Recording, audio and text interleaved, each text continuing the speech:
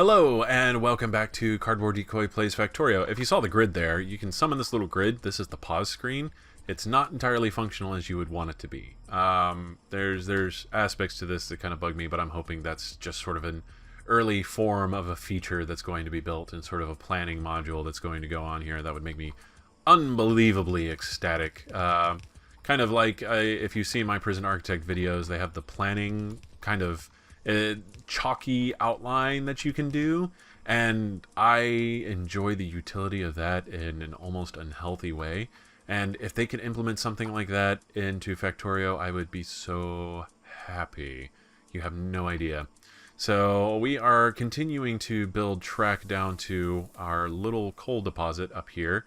There are actually 3 small coal deposits that I wasn't quite paying attention to, and they're fairly healthy. So coal is not going to be used as a production resource outside of smelting and burning for fuel up here for the first good chunk of the game. So we're not going to really worry about running out of that so much. What we are going to be concerned about is later on, whenever we need plastics, coal is going to be a much more important resource. Not that it isn't important now, it's just, it's sort of, it burns very slowly, and it's not like we're going to be worried about just burning through tons of coal. This by itself has 9.4k coal, and you burn 1 coal per boiler every minute and a half. So do the math on that. It's going to last a while. I'm not too concerned about it. We'll leave a little bit of space in case we're still harvesting it whenever we start oil production right there, and then we'll go back for some more iron.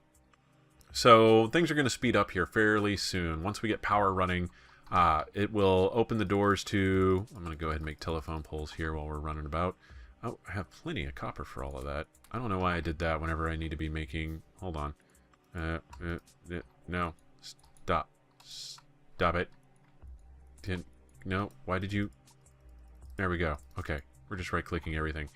We need to prioritize transport belts to make sure we get all of this together, and then we're going to start making some electric inserters, which are going to be super pivotal in the upcoming processes involved in getting this thing self-functioning, self-maintaining, automated. Factorio'ed is now a verb. Congratulations, Factorio. You've made yourself into a verb for automating simple processes in a conductive way that will continue on ad infinitum until resources are completely depleted, in a very sad analogy for the human condition. Let's see, that was maybe a little too elaborate, but I'm going to stick with it. It made me kind of happy inside to think about. Okay. Of course, if my talking about ironic death at the end of the last episode, which I'm not free of, I was thinking about it, it's like, okay, I've safely started recording my 2nd episode, but what if it's an airtime thing? What if the next episode airs, and right before this one, or the last episode airs, and then right before this one airs, I die suddenly? That would be... I'm sorry if I'm upsetting anyone. I'm kind of upsetting myself. I am now just saying this in kind of a coping, sort of, nonsensical sort of or irreverent manner of coping with my own paranoid terror, or I guess more of a what do you call it, superstitious, there we go, superstitious terror. I have a little bit of that. Probably has to do with my upbringing, which I won't get into, but yeah, definitely a little bit of superstitious terror. That's part of my psyche, my being. I'm okay with admitting that, more or less. So, let's see. What? I don't believe in voodoo curses, but I do believe in being able to stick your foot in your mouth so much that the powers that be cannot resist the temptation to make you eat your own words. Let's put it that way. Okay, so this is almost ready to go. We're going to need a few more telephone poles because we're going to have to build down to these, and they'll start mining once we provide power. And, yeah, and then the power loop will have begun, and things will start self-sustaining very, very cohesively, and that will be super fantastic. So we're going to go ahead and mine some trees for our starter energy, and that will be what we do until we feel confident that we have enough iron to complete our little project. Also, this will be used for telephone poles. So one of my burner mining drills is out. No! So, yes, our first train of resources are going to come from these two patches. We're going to mine the crap out of that coal, mine the crap out of this copper, mine the crap out of this iron. There's going to be a lot of crap mining. Hold on to your butts. It's going to be crazy. Oh, I should probably pick up the iron from these. There we go. That's a pretty decent amount of iron. That's going to be enough to finish making our electric inserters. So whenever I plop these back down, if you couldn't tell, these have little flashies over them, and that's because they have no power. They're not plugged into anything. And up here, they have no fuel signs, and then these have red power, which means that they're hooked up to the power grid, but are not receiving any actual energy yet. We will be fixing that shortly. One more inserter. Hooray! Let's turn those around. You can rotate while things are placed. You don't have to rebuild them. You just mouse over, hit R, and you are good. And then we're going to run a whole lot of electrical cable down this way. Fortunately, you can click and walk around. As you walk around, if you hold it down while you're doing telephone poles, it will automatically install them at the furthest point. Because you can see kind of the wire appearing and disappearing here. That's the extent that it will stretch. And that can be a bit of a limiter sometimes, but we can also get upgrades in the future that will alleviate a great deal of that stress for us. So we're going to do that. That is now hooked up to power, so we can get this gravy train running, and all will be rather well, if I do say so myself. Let's see.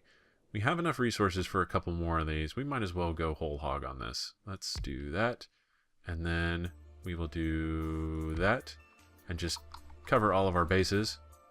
Let's go there. We're going to build this for a second. I want to check my paperwork that I have going on simultaneously for my series over here. Got my fancy notebook. I've got old archaic technology for a very new phenomena in entertainment. I like it. That's exactly how I always dreamed of operating my entire life. Let's go here and here. So that's all connected. All we got to do is turn it on. Let's go over here. How much wood do we have? We have 64 wood. That'll be enough. We'll split it amongst a bunch of boilers, and that'll up our efficiency a little bit. And then, yeah, let's go. Whoa, no, half, and whoa, half of that, and then half of that, and then half of that. So we already have life. The power meter there has gone off for the power warning. We've got the longest track we've made to date, and this Let's Play right here, and any second now we should be running into coal, unless I screwed up the power cables.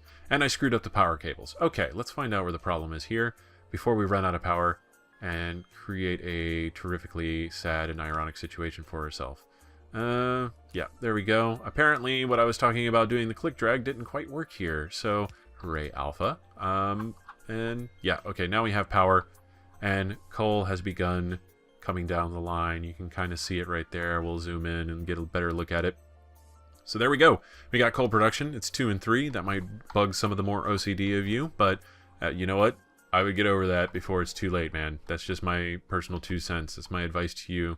If you are self-diagnosed as OCD, first of all, just a disclaimer, and this is sort of a moral compass moment, or I don't know what you would call it. This is just so you know, a little bit about me. I don't like people self-diagnosing. Like self-diagnosing Asperger's, autism, OCD, ADD, anything like that. I don't like it whenever people say they have that. That's me. If you are going to come up and tell me, oh yeah, I'm completely OCD, it's like, please provide medical documentation, because that robs people who actually have a disorder, which is a serious condition in the psychological realm. That robs them of their validity, and they need all the validity they can get, because those things are serious business. I did used to work in a psychiatric facility, so I know people with OCD. The really, really severe ones are not okay. The pretty mild ones, still a little weird. People on the street who can't stand their napkin on the side of the table being parallel or perpendicular to the corners are not OCD. You are just anal retentive. That's the correct term for that. It's a little bit of an older term, but I'm bringing it back, baby. Anal retentive. That's the word that you're looking for. That's what you are. Also, yeah, definitely Asperger's. I know people with Asperger's. They won't tell you that they have Asperger's because they're too busy having Asperger's, really. That's maybe a little bit of a harsh judgment. That'd be a much more severe case of the ones that I have observed of actually diagnosed Asperger's people. But yeah, no, that's another one of those sensitive ones. I've been very close to and friends with people with Asperger's, and the last thing that they need are a bunch of jackasses running around acting like it's the fashionable thing to do psychologically. So don't do that either. And let's see. Now that I've taken a stance on something publicly, let's go ahead and move on and make sure that we've got enough production here of our resources to continue expanding on our system. Our coal is now self-sufficient. We have power officially, and we will need to start creating a smelting area for our resources very, very shortly. Let's go ahead and first of all, we're going to need so much track. We are a little stretched out here, and that is going to be fine, but it is going to cause some issues down the road once we need to start basically building things. It's going to extend the amount of time it's going to take to build things like track and our basic infrastructure, just because we're going to have to continue to run back and forth for a little bit.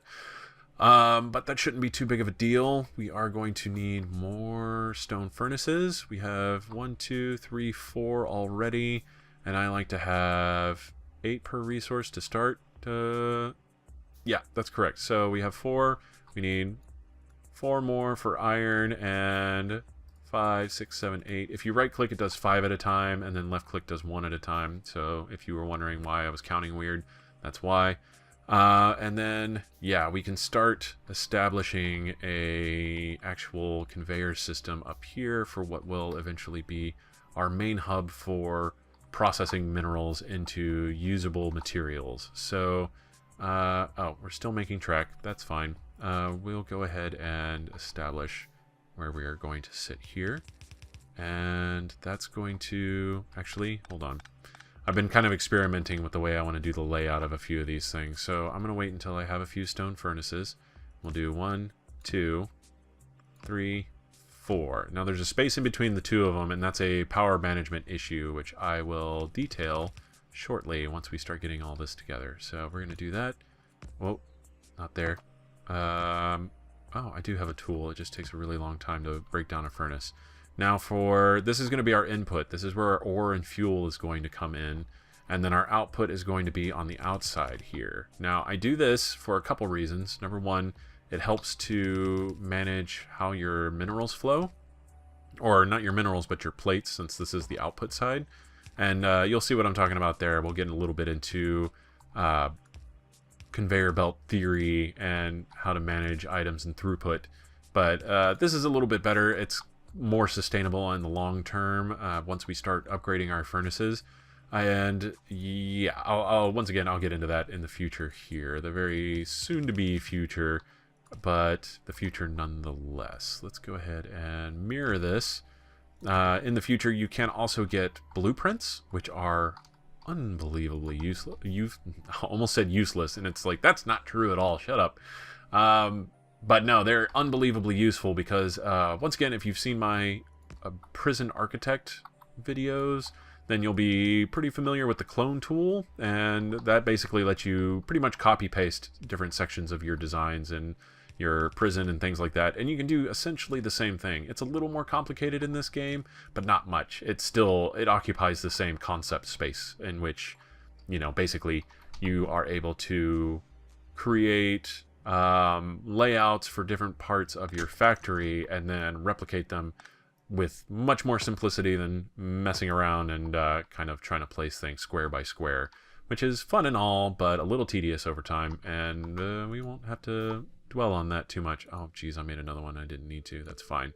Stone furnaces aren't a bad thing to have in excess supply, especially since, now that I think about it, we are going to go ahead and build one because we're going to leave iron up for a little bit longer while we try to manage our conveyor belt resources here. Let's go ahead and there we go, and that'll make that bend whenever I add that. And yes, so there we go. That's our basic foundry layout. We're going to start routing materials now. Actually, you know what we need? We are going to need a science center because there is something we absolutely need to research right this instant. So let's go ahead and grab this. We're going to reload the fuel here. And do we have enough? Yeah, we need a lab. A lab is imperative at this point in time, and you will see why shortly. Let's see. We've got plenty of copper plate. That's going to hold us over for quite a while. Iron is still coming from down there. We're going to have to establish a conveyor belt system. This will be our iron input. Especially since we have those little guys right there. We might as well just harvest them while we have the time and chance to. And this is not the final belt. This is just sort of a tribute. No, that's not what I meant to say. I was trying to make a really bad Tenacious D reference. But hey, who doesn't like Tenacious D, really? If you don't like Tenacious D, I'm sorry. Don't mean to offend. And so that's another thing I don't want to do with my channel is seem too terribly overly apologetic. It's like I have opinions. I'm not afraid of my opinions personally. It's like people are going to disagree with you no matter what you do. You can be for something or against something, and you will have both support and detractors, and that's totally fine. That's part of the fun. And, you know, YouTube is maybe not the most incredible forum for intellectual debates, but, you know, I like to dream. I'm a little bit of an idealist, I'll admit. All right, so we need to research something, and that thing we need to research is going to be logistics, because then we can get splitters. Splitters are super important, and in order to do that, we need 20 science packs. So we're going to get 20 of those immediately while we go pick up more materials down here for conveyor belts.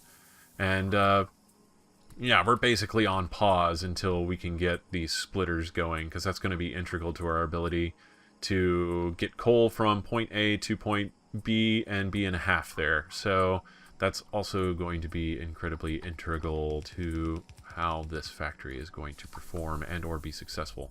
Let's see, where are we at? We're going to go ahead and build more of these.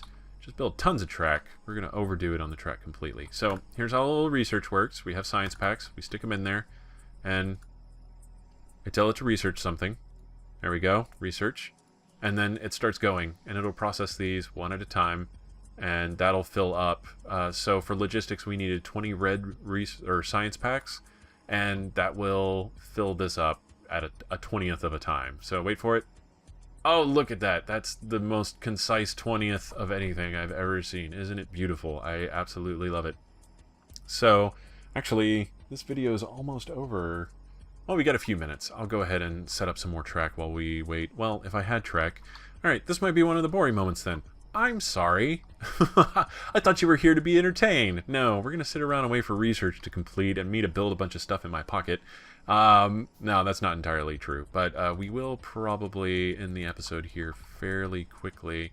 I'm like, oh man, it's like 17 minutes in. I don't want to abort early, but at the same time, I don't want to bore you to tears, and I'm not sure what's more likely to happen at this point, whether or not an early cancel is going to be worse than sitting here and going, okay, I'm just going to talk for 2 minutes until my research is done, and then, okay, well, we're almost done crafting things now that I look down there, and then we'll have some track, and we'll finish setting up track, and things will be good. And then I'll wait until the research is actually done before I come back on my next video. So here we go. We're going to establish a supply line for copper. I can build a little bit closer to the water, but I like a little bit of clarity here. Very unambiguous clarity is always good. That's just a personal thing for me. And we've got copper up here, which is going to become a bit of a pain in the ass in the future, I'm sure. And then we have coal over here, and we'll start establishing lines for that. This will go like that down here. And we'll be able to split and go under tracks here in a moment once logistics is done. And that will be pivotal in our ability to move forward and start creating an actual minefield. Not like that explodey minefield, but mine as in digging stuff out of the ground mining. So, okay, we're a minute early. Yeah, we're about well, half a minute. That's close enough. So I can do my outro and feel not guilty. And then I'll wait for logistics to finish and come back. So either way, I hope you enjoyed this video. Go pick up this game. Go buy it. Go. Join me in my inescapable compulsion to play this game. Yeah, once again, just to tie that in, whenever I said, if you hear me say that I'm OCDing out on something, I just wanted to signify that I don't have OCD. I just have a bad habit of describing things in a poor and insensitive manner, and I don't want people to be offended because I'm not an OCD person. I'm very particular and very concise and a little bit of an asshat about it. So yeah, anal retentive, that's what I am. And I'm actively trying to change my language. So please don't be offended. Please don't offend other people by basically using an ailment as a descriptor of convenience. And that's my PSA for the day. So before I stick my foot in my mouth and summon the Tumblr army, I'm going to go ahead and end this episode. So until then, please like, comment, and subscribe, and I will see you next time. Have fun.